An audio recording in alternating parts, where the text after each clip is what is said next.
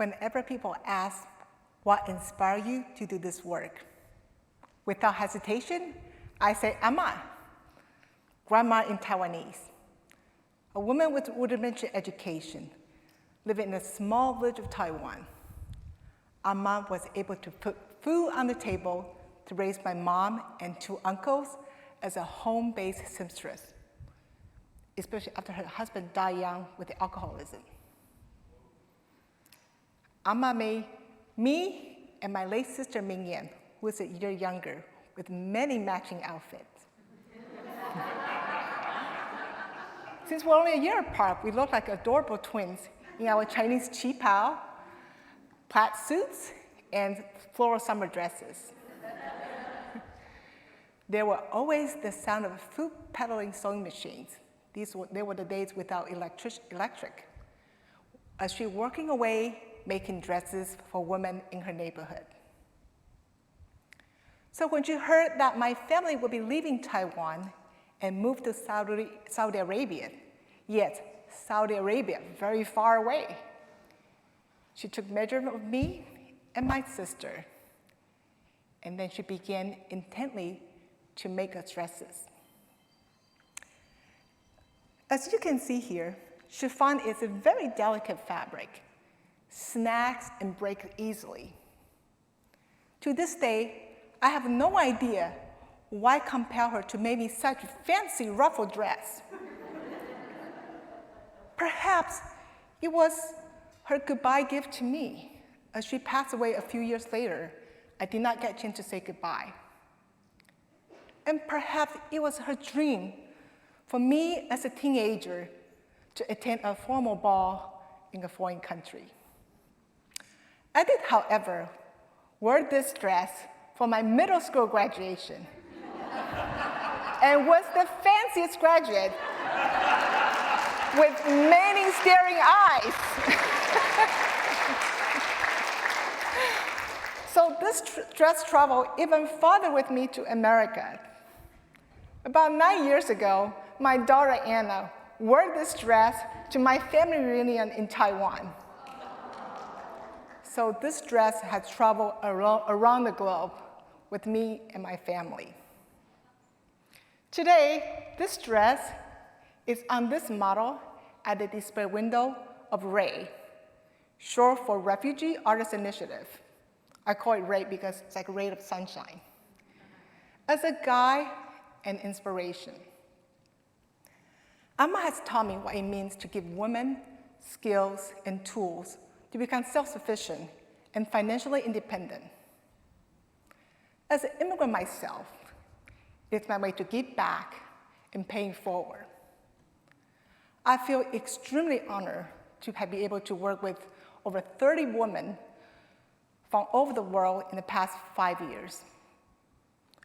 They come to our program learning to sew and working with their hands and provide with living wage. They come from Ethiopia, Bhutan, Burma, Afghanistan, Morocco, Vietnam, China. But one of our artisans, her name's Diba, her story really stood out. She's a mother of 5 from Afghanistan. Diba escaped Taliban not 1 time, but 3 times in a span of 20 years. When Taliban took over the first time, she and her family escaped to Iran and Turkey. Then you know who came over? The US. When the US occupation occurred, they moved back and had a period of stability. However, with the violence against its citizens rising by the Taliban, they did not feel safe, and they fled to Turkey, then applied for refugee status. So Diba, her husband Abdul, and their 5 children, about 5 years ago, their age ranged from age 5 to age 21, moved to America and later settled in the Seattle area. As you can imagine, Diba, mother of 5, come to Seattle not knowing how to drive. She didn't speak English, and maybe did not have the education level that we desire here in America. Her job prospects were grim until she connected with RAI. Diba is a self-taught sewer and crafter, and she's a quick learner, just like my ama. She sews and knits her own clothes and for her family. Her sewing skill come to really handy at the beginning of the pandemic when there were no masks to be found. Diba, along with the other 11 artisans in my program, were able to make over 80,000 masks. 80,000. How? By repurposing donated and used clean bed sheets. They were able to protect our healthcare workers, postal workers, people in the prisons, metro bus drivers, and countless others. Diba made her first paycheck in America in our program, and many more. About less than a year ago, Diba coming to our program with her husband, said, "Come on out, I want to show you something."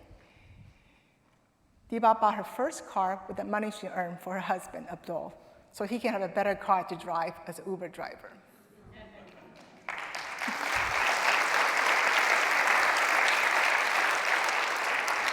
Besides being busy mom with family lives and doing sewing projects, Diba finds time to show appreciation. She often brings Afghani food, such as salty cake, that she shared with our staff.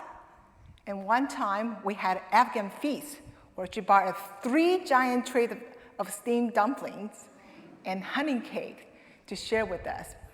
She also brought a small dish of gluten-free aromatic chicken, as she learned that one of my staff have dietary restriction.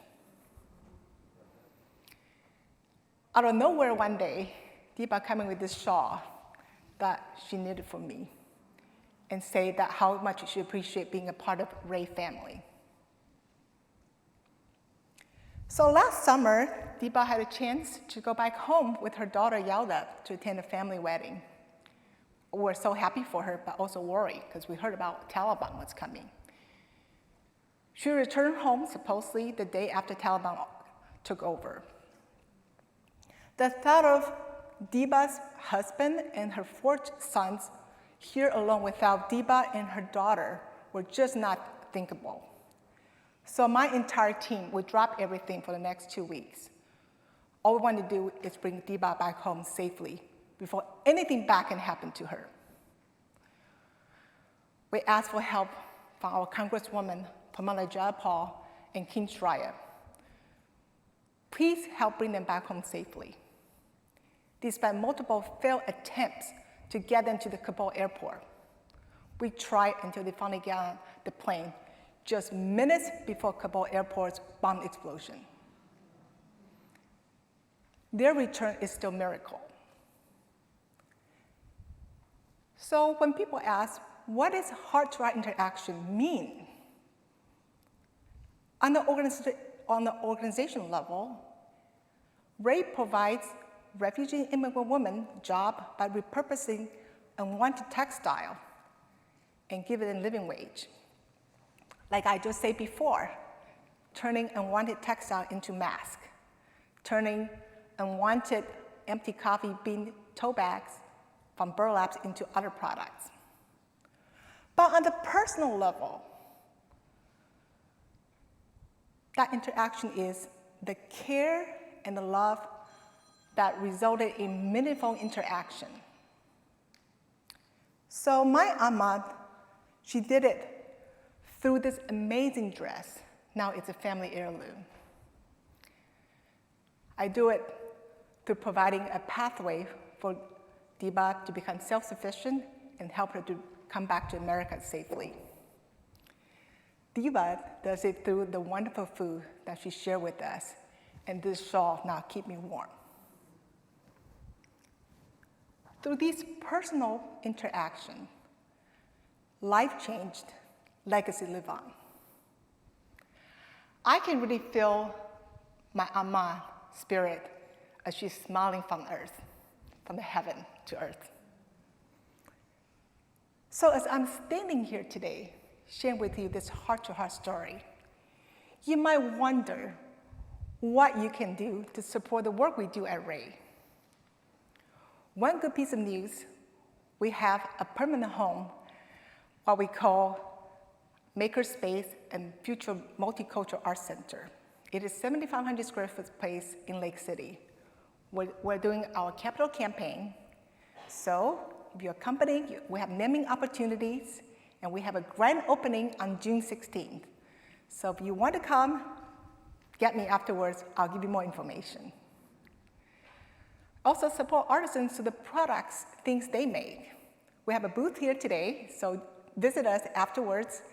And for companies, we love to collaborate with you making products for you along with swag bags. Third, you can volunteer remotely or in person.